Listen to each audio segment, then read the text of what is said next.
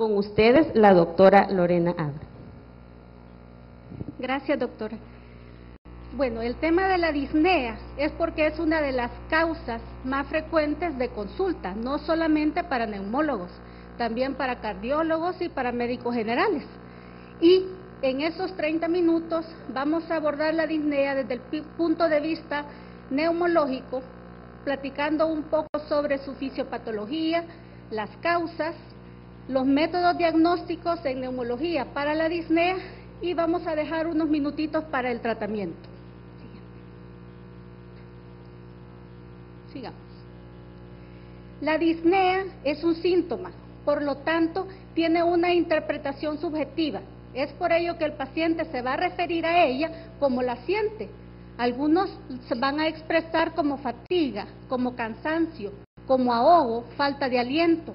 Algunos hasta sensación de angustia, respiración dificultosa, rigidez o tirantez torácica, dependiendo de la causa fisiopatológica, sofoco, opresión en el pecho, dificultad para entrar o sacar aire cuando el problema es bronquial o sensación de muerte y muchas otras formas más en las que el paciente sienta cómo percibe la disnea.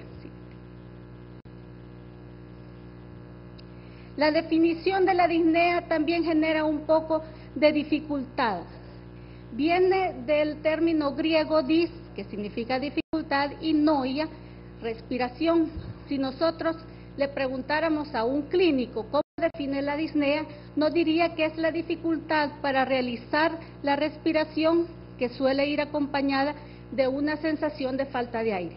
Clínicamente se va a expresar como eso, como una dificultad. Pero si le preguntamos nosotros a un fisiólogo, nos va a dar una interpretación diferente. Y será que es el estado en que un paciente se torna consciente de ese esfuerzo respiratorio que está haciendo. Nosotros no pensamos cuando respiramos, pero llega un momento en que esa respiración, ese acto inconsciente se vuelve consciente. Eso es desde el punto de vista de fisiología. Y como es un poco difícil de definirla, la Sociedad Torácica Americana la define de la siguiente forma: una experiencia subjetiva de respiración incómoda que consiste en distintas sensaciones cualitativas con distinta intensidad. Volvemos a la subjetividad. Son sensaciones subjetivas, no es un estímulo único, son diferentes estímulos que son integrados en la corteza cerebral y solamente se perciben en el estado de vigilia. La siguiente. Vamos a tener algunos órganos controladores, algunos sitios controladores de la disnea, algunos sitios de control voluntario y otros de control involuntario. En la forma voluntaria tenemos a la corteza motora, en los involuntarios al tallo encefálico, pero también tenemos algunos otros sitios como los quimiorreceptores y los mecanorreceptores localizados en la pared torácica y órganos efectores como los músculos de la ventilación y los nervios del tórax. Siguiente. De esta forma, la disnea se va a producir con una integración de las sensaciones de los mecanorreceptores, los quimiorreceptores periféricos, medulares, que viajan hacia el tronco cerebral, pasan por el córtex sensorial y así nosotros vamos a poder percibir la disnea. A esto agreguémosle que también tiene una participación subjetiva de las experiencias anteriores que tenga el paciente y de su estado emocional. Vamos a ver un poquito de los receptores que pueden estar involucrados en la génesis de la disnea. Tenemos receptores en las vías aéreas superiores. Estos receptores de las vías aéreas son receptores de flujo cuyos impulsos aumentan o disminuyen la sensación de disnea. Por ejemplo, los pacientes nos han dicho que cuando tienen disnea y se acercan a una ventana para que les dé el aire fresco, se alivia la disnea. O el paciente que se le acabó el oxígeno, que estaba en su casa y se ponen a soplarlo y de esa forma se alivia la disnea. A veces nos cuesta creerle que esto sea cierto, pero de hecho lo es, precisamente por los receptores que tenemos en las vías aéreas superiores. Pero también estos receptores pueden incrementar la sensación de disnea, y es cuando le pedimos al paciente que respire a través de las boquillas de los espirómetros. Los pacientes se cansan precisamente por los receptores de las vías aéreas. Tenemos también en los pulmones receptores, en los músculos lisos y en las vías respiratorias, de las células epiteliales. Los receptores de los músculos lisos son receptores de estiramiento, de adaptación lenta, que se sitúan en los bronquios proximales y responden a las variaciones de volumen. También tenemos en las células epiteliales receptores de irritación, que tienen una respuesta rápida y van a ser los causantes de la broncoconstricción tanto a estímulos mecánicos como a estímulos químicos.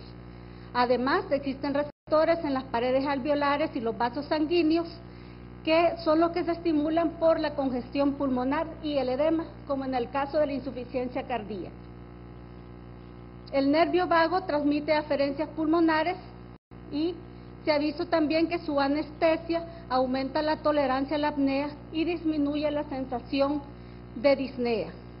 Hay receptores en la pared torácica, en las articulaciones, en los tendones y en los músculos, y los estímulos vibratorios inspiratorios van a reducir la disnea, pero los estímulos en la fase expiratoria la incrementan.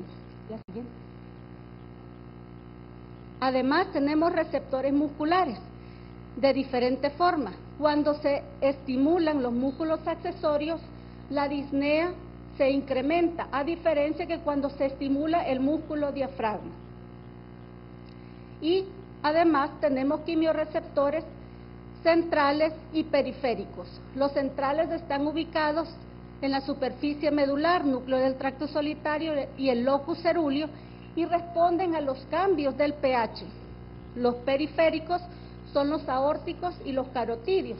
Los aórticos no tienen mayor importancia, no así los carotídeos, que van a responder a la hipoxia y a la hipercapnia. La disnea puede clasificarse de diferentes formas, pero quizá una forma más práctica de abordarla es desde el punto de vista tiempo. La podemos abordar como disnea aguda y disnea crónica. La importancia de esto es que nos va a tener una implicación terapéutica también. Sabemos nosotros que aquellas causas agudas van a necesitar una intervención temprana y muchas veces el diagnóstico va acompañado del tratamiento. Las causas de disnea aguda van a ser obstrucción de la vía aérea superior, aspiración de cuerpo extraño, el asma bronquial, enfermedad pulmonar obstructiva crónica, pero en su fase de exacerbación, una neumonía, neumotórax, un derrame pleural de evolución aguda, el tromboembolismo pulmonar, entre otras. Siguiente. Y dentro de las causas crónicas, estas son las que más problemas diagnósticos nos causan. En primer lugar tenemos las enfermedades de la vía aérea. Aquí a la cabeza tenemos las EPOC, que van a ser quizá la primera de las causas de la disnea crónica, por lo menos la que más frecuentemente vemos. Y es porque el paciente no consulta cuando el síntoma tos aparece en las primeras fases, sino que el paciente generalmente consulta ya cuando aparece la disnea. Vamos a tener otras enfermedades que alteran el parénquima pulmonar. Aquí las principales son las las llamadas EPI, las enfermedades pulmonares intersticiales difusas. También tenemos enfermedades pleurales, derrames pleurales crónicos, fibrosis pleural o neoplasia, la afectación vascular pulmonar, la hipertensión pulmonar, que requiere de muchos otros métodos diagnósticos y de la exclusión de otras patologías que nos expliquen una disnea crónica. Alteraciones de la pared torácica, que pueden ser deformidad, neoplasias y enfermedades de los músculos respiratorios. Sí. La disnea no solamente ocurre en los individuos enfermos, también puede ocurrir en los pacientes, en las personas sanas. Ustedes o yo nos cansamos y esto es un mecanismo de defensa contra los esfuerzos máximos. Generalmente en todos nosotros la disnea se va a presentar cuando se alcanza el 40% de la ventilación voluntaria máxima, sobre todo las personas que no estamos entrenadas en hacer ejercicio. Siguiente. Otra situación especial de disnea es el embarazo. La mayoría de las gestantes van a experimentar disnea en algún momento del embarazo, y esto se debe a que hay un incremento del volumen minuto, del consumo de oxígeno, de la frecuencia respiratoria, el volumen tidal y la capacidad de reserva inspiratoria. Se puede considerar normal la disnea en la mujer embarazada siempre que ésta no sea progresiva ni sea de una instalación aguda. Y siempre debe investigarse la disnea patológica en el embarazo cuando ésta se presenta en forma aguda, cuando es paroxística, cuando ocurre como disnea paroxística nocturna con síncope, dolor torácico o se acompaña de sibilancias, cianosis, soplos o cualquier otro signo o síntoma patológico. ¿Sí? En los ancianos puede decirse que existe una disnea llamada fisiológica, que esto es por el desentrenamiento muscular, el envejecimiento del aparato respiratorio y la limitación cardiocirculatoria, que quiera o no siempre se da en el envejecimiento. Pero nunca debemos dar por sentado que es normal la disnea en el anciano. Siempre debemos plantearnos si no hay una patología tratable detrás de esa disnea y considerar que el anciano también tiene múltiples enfermedades. Ahora, ¿cómo vamos a abordar la disnea? Primero, como siempre fuimos enseñados y seguimos aprendiendo, se debe hacer una buena historia clínica. Los datos que el paciente nos da son la clave para el posible diagnóstico y tratamiento que vamos a instaurar. En cuanto a la disnea, debemos indagar sobre el comienzo, sobre la frecuencia, la intensidad y la duración del síntoma, en qué momento aparece, en qué momento empeora. Las modificaciones con la posición corporal, ortopnea, cuando el paciente se alivia la disnea al ponerse de pie o sentado, la platipnea, lo contrario, cuando la disnea se reduce cuando el paciente se acuesta, y la trepopnea, cuando el paciente alivia su disnea al acostarse sobre un lado, ejemplo, algunos pacientes con derrames pleurales. Y debemos investigar sobre los síntomas asociados a la disnea que nos indiquen alguna patología de base, como la presencia de tos, sibilancias, expectoración, dolor pleurítico, edemas en las zonas de declive, oliguria, fiebre, anorexia, pérdida de peso, astenia o cualquier otro síntoma que nos pueda dar una pista diagnóstica. La exploración física debe ser completa. Debe evaluarse la cianosis, palidez, aspecto séptico del paciente en el caso de las infecciones, obesidad, caquexia, niveles de conciencia, los signos vitales, el patrón respiratorio, los diferentes tipos de respiración que puede presentar. Siguiente, Ignacio. Y al examen físico debemos hacer una exploración completa, porque ahí podemos encontrar las pistas del diagnóstico, la cabeza, el cuello, adenopatías, cómo se encuentran los vasos del cuello, un examen torácico completo, abdomen y las extremidades en busca de acropaquias, edemas y demás. Ahora, ¿cuáles son las pruebas diagnósticas que se deben iniciar cuando estamos abordando el paciente desde el punto de vista neumológico? La radiografía de tórax, casi no vemos en neumología ningún paciente que no traiga radiografía de tórax, pero algunas veces es necesario auxiliarnos de otros datos antes de tener la radiografía. Además, una espirometría es casi siempre importante en toda valoración neumológica, la oximetría de pulso y gasometría arterial. Pero hay otros exámenes que cuando estos exámenes, digamos, primarios no nos aportan un diagnóstico, debemos considerarlos, y estos son las pruebas analíticas de bioquímica, hemograma, un TAC, cuando la radiografía de tórax no es suficiente, resonancia magnética cuando el sitio así lo requiera, por ejemplo, mediastino, pletismografía cuando la espirometría no es concluyente, capacidad de difusión del CO, pruebas de broncoprovocación, pruebas de esfuerzo, presiones máximas estáticas, gammagrafía de ventilación-perfusión o cateterismo cardíaco derecho. Siguiente. La radiografía, una vez que nosotros hemos hecho una historia completa y un examen físico completo del paciente, nos va a dar muchas veces el diagnóstico de la enfermedad. En otras ocasiones la radiografía simplemente sirve para descartar que exista otra enfermedad. Por ejemplo, en una crisis asmática, cuando historiamos al paciente y nos dice que sí, que tiene muchos años de la presentación de episodios de tos, de disnea, de sibilancias, y en ese momento se presenta con una de sus crisis, la radiografía de tórax no es importante, pero si se sospecha que además de una crisis asmática pueda tener una neumonía como una causa de la disnea del paciente, en ese momento la radiografía de tórax nos servirá para diagnosticar la neumonía o para descartar la neumonía en ese paciente asmático. Radiografía de tórax no es diagnóstica de asma. Pero para otras enfermedades sí, como por ejemplo, por ejemplo, un neumotórax, un paciente con una disnea de instalación súbita.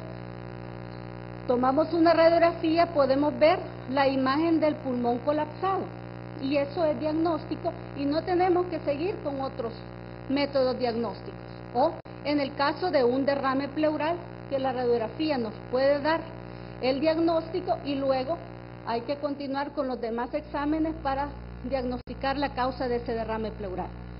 Otra de las patologías en las que la radiografía no es diagnóstica, pero sí es altamente sugestiva, es el EPOC. Aquí tenemos dos radiografías diferentes de pacientes con EPOC. En una, con un predominio enfisematoso y otra con un tórax sucio, que es el paciente con bronquitis crónica. Siguiente. Las EPIs se caracterizan por un infiltrado intersticial y estas pueden tener una instalación aguda o subaguda dependiendo de la causa. La radiografía de tórax no será diagnóstica de la patología en sí, pero sí nos puede orientar junto con otros aspectos de la clínica y de la historia del paciente si se trata, por ejemplo, como en este caso de una tuberculosis miliar, o esta radiografía podría corresponder también a una alveolitis alérgica extrínseca. Los datos que obtengamos del paciente nos van a apoyar para continuar los demás estudios. Y en el caso de la fibrosis pulmonar, también la radiografía de tórax no es diagnóstica, pero sí nos ayuda a acercarnos al diagnóstico de la enfermedad. Uno de los métodos que tampoco es diagnóstico, pero sí nos puede orientar, sobre todo en la clínica, donde no tengamos algunas veces acceso a pruebas de función pulmonar y tenemos a un paciente que se presenta con tos acompañado de sibilancias y estamos sospechando asma, podemos hacer uso del flujo expiratorio máximo, una medición muy sencilla, muy barata y muy accesible de tener en las clínicas. Es el flujo máximo que una persona puede exhalar durante un breve esfuerzo expiratorio máximo, todo el aire que pueda sacar de un solo, y puede ser de utilidad diagnóstica, sobre todo cuando se tienen variaciones arriba del 20%. Nos sugiere mucho el diagnóstico de asma y además sirve para el monitoreo de la enfermedad. Una de las pruebas que en neumología son básicas es la espirometría. De ellas, la curva flujo-volumen nos ayuda a discriminar entre las enfermedades pulmonares que tienen un patrón restrictivo, como las fibrosis pulmonares, y otras que tienen un patrón obstructivo, como el asma o el EPOC. Y además nos ayuda a ver si son reversibles o no a la prueba broncodilatadora. Un recordatorio nada más de la espirometría. nosotros realizamos respiraciones normales, que sería nuestro volumen corriente, pero si nosotros realizamos una inspiración máxima en este momento que estamos respirando, vamos a medir el volumen de reserva expiratorio. Si después de una respiración normal nosotros sacamos todo el aire que podemos, vamos a tener el volumen de reserva expiratorio. Si nosotros medimos el volumen corriente, el volumen con el que respiramos normalmente, más el volumen de reserva expiratorio, vamos a tener la capacidad inspiratoria. Las capacidades son la suma de los volúmenes. Ahora, si nosotros medimos el volumen de reserva expiratorio con el aire que nos quedó adentro de los pulmones, pero que no pudimos sacar, tenemos la capacidad residual funcional. La capacidad vital es la suma del volumen de reserva inspiratorio, el volumen corriente y el volumen de reserva expiratorio. Con la espirometría, que es un método en el que se hace una inspiración profunda y se saca todo el aire hasta que ya no podemos sacar más, estamos midiendo esto, simplemente estamos midiendo la capacidad vital, pero no podemos medir el volumen residual. Por lo tanto, no podemos medir la capacidad pulmonar total que comprende el volumen residual. Es por eso que cuando hacemos una espirometría, solamente podemos hablar de patrones obstructivos, patrones restrictivos y patrones mixtos. Y aquí tenemos un ejemplo como la curva flujo-volumen de una espirometría nos puede acercar mucho a la orientación diagnóstica. Acá tenemos una curva típica de un patrón obstructivo, donde vemos una concavidad en esta curva y un alargamiento. En los patrones restrictivos vemos un poco de convexidad de la curva y en los patrones mixtos una combinación de ambos hallazgos. La gasometría arterial está indicada cuando la oximetría de pulso es baja. La oximetría de pulso puede hacerse con aparatos actualmente baratos y sencillos, y de esa forma podemos evitar la invasión del pinchón de una gasometría arterial. Pero la gasometría arterial nos puede confirmar la hipoxemia crónica y debe realizarse cuando aporte información diagnóstica o implique modificaciones terapéuticas que no podemos hacer con una oximetría de pulso. Ahora, como les decía, si hemos seguido a un paciente que tenía disnea y ya le hicimos una espirometría y no llegamos a tener un diagnóstico, ya hicimos saturación y una gasometría arterial y todavía el diagnóstico no es concluyente, podemos seguir con una pletismografía.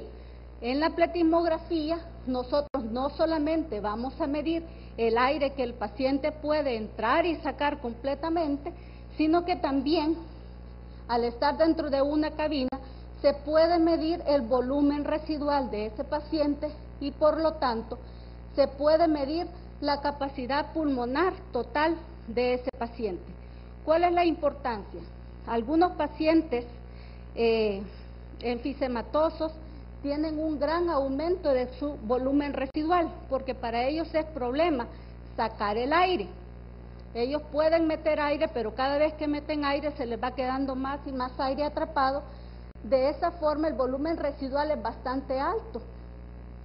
Y la pletismografía nos puede ayudar para medir este volumen residual. O, de igual forma, también nos puede ayudar en los pacientes que presentan restricción. De esta forma, nosotros podemos tener una restricción, podemos ver la restricción en una pletismografía donde la capacidad pulmonar total será menor del 80% del valor de referencia, o nos puede reportar una hiperinsuflación en la que vamos a tener una relación del volumen residual sobre la capacidad pulmonar total arriba del 120%. Bueno, otro de los métodos diagnósticos investigando las causas de la disnea en un paciente son la medición de las presiones pulmonares. Estas son medidas de la capacidad para generar fuerza de los músculos, tanto inspiratorios como expiratorios. La presión inspiratoria máxima es la presión máxima que el paciente puede producir cuando trata de inhalar a través de una boquilla bloqueada, después de una expiración máxima. Y la presión expiratoria máxima es lo contrario, es la presión máxima ejercida por una boquilla bloqueada durante la expiración. Tratamos de expirar en una boquilla bloqueada después de una inhalación completa y con los carrillos inflados. Es útil en el caso de enfermedades del sistema nervioso central, neuropatías, trastornos de la placa neuromuscular o enfermedades musculares. Y si aún después de todo eso no tenemos nosotros idea de cuál es la causa de la disnea del paciente, podemos llegar a las pruebas de esfuerzo. Dos de las más importantes son la prueba de marcha de 6 minutos y de saturación de oxígeno durante el ejercicio y la ergoespirometría. La prueba de marcha de 6 minutos y de saturación de oxígeno es un buen índice de la función física. Las personas sanas pueden caminar alrededor de 400 o 700 metros, dependiendo de su talla, de su edad y de su condición. Y se considera una desaturación significativa cuando cae 4 puntos porcentuales y llega abajo de 93, considerándose que tiene una desaturación importante y esa sea probablemente la causa de disnea del paciente.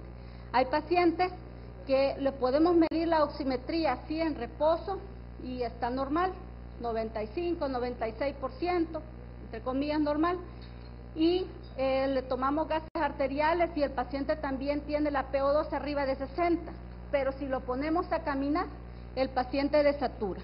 Entonces aquí tenemos que buscar algunas de las causas que impidan el paso de los gases a través de la barrera alvéolo capilar. También puede realizarse la ergoespirometría, que nos evalúa el consumo máximo de oxígeno. Hay un índice, que es el índice de diferenciación de la disnea, que ayuda en casos en los que debe diferenciarse entre causa pulmonar y cardíaca. Quizá nos ayude en aquellos casos antes que llamemos al cardiólogo para tener un poquito de más orientación de dónde viene el origen, si es pulmonar o cardíaco. Y es la multiplicación del flujo expiratorio máximo, pero medida en mililitros por segundo, multiplicado por la presión arterial de oxígeno y dividido entre 1000.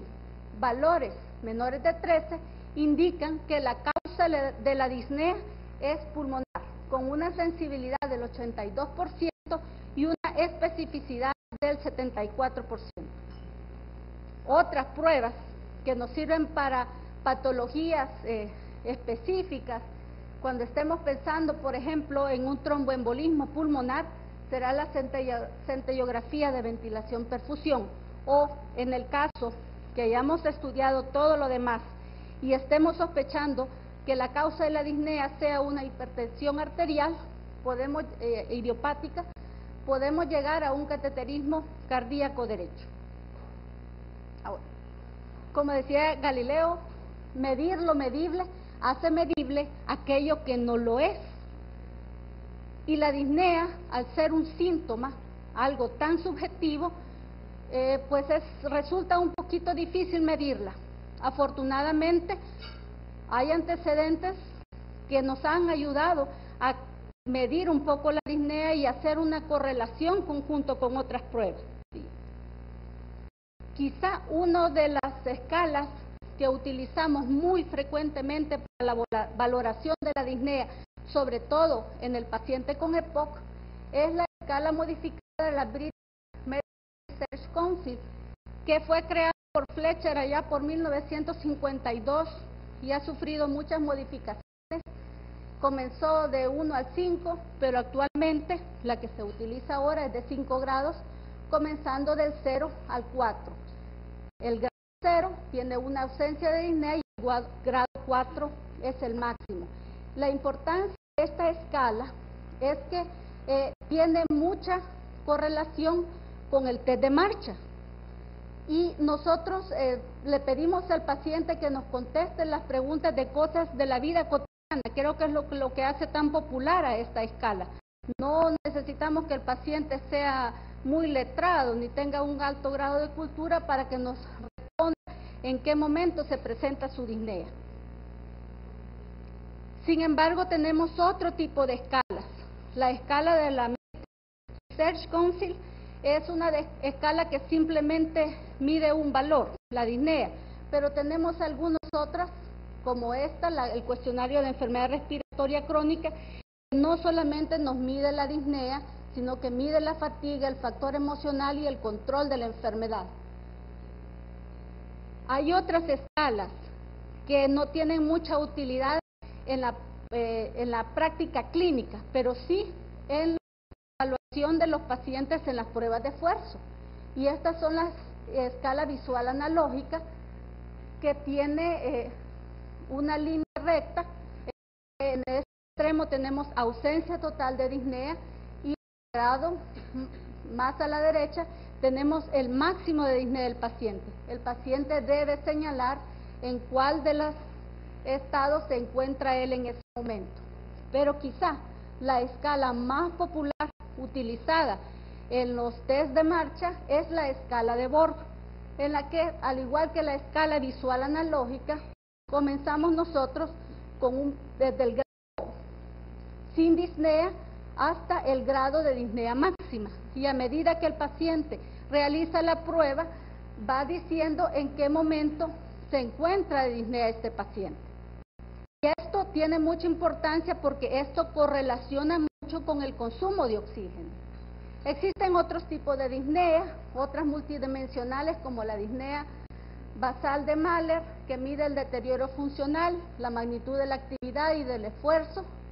La disnea de transición de disnea de Mahler, que nos mide los cambios o la progresión que el paciente va teniendo en la evolución, y el diagrama de coste de oxígeno, entre otros. Y ahora vamos a llegar a la parte de tratamiento de la disnea. El tratamiento de la disnea va a depender de la causa. Así, por ejemplo, si la disnea era ocasionada por una neumonía, pues el tratamiento va a ser dirigido a la curación del proceso infeccioso que está generando la disnea. Pero nosotros podemos dividir el tratamiento dependiendo de la fisiopatología.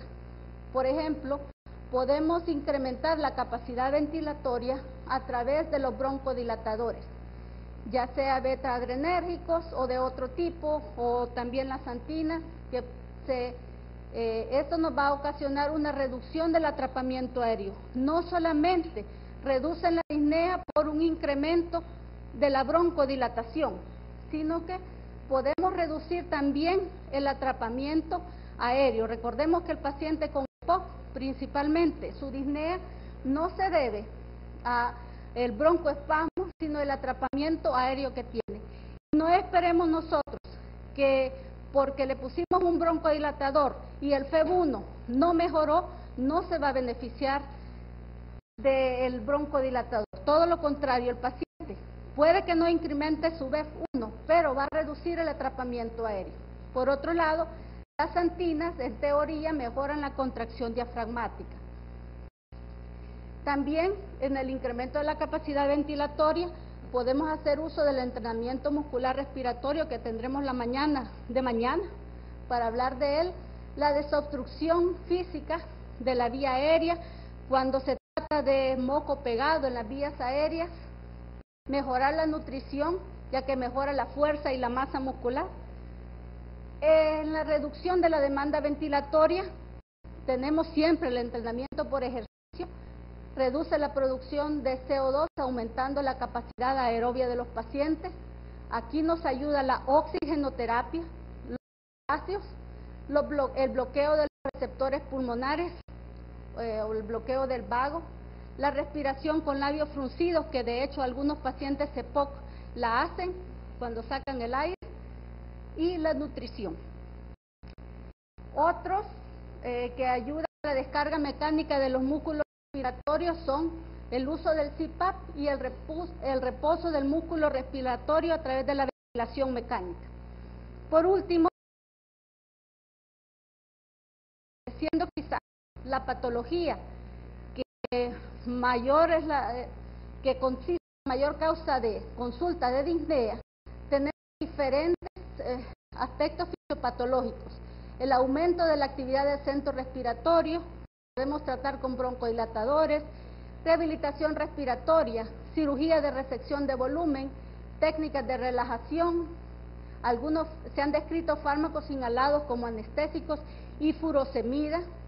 Personalmente no he tenido experiencia con la nebulización de furosemida, aunque sí se describe en el paciente con EPOC, vibraciones torácicas en el momento de la inspiración y flujo de aire en la vía aérea facial para disminuir la disnea. Para la fatiga de los músculos respiratorios, la ventilación no invasiva, rehabilitación respiratoria y oxigenoterapia. El aumento del espacio muerto fisiológico, la ventilación, respiración con labios fruncidos y oxigenoterapia. Para la hiperinsuflación, los broncodilatadores, rehabilitación pulmonar, técnica de relajación. Y para la acidosis láctica, la oxigenoterapia y la rehabilitación respiratoria. Por último, los dejo con una frase no tan nueva de Aristóteles, que el aire es tu alimento y tu aliento. De esa forma ayudemos a nuestros pacientes a respirar mejor.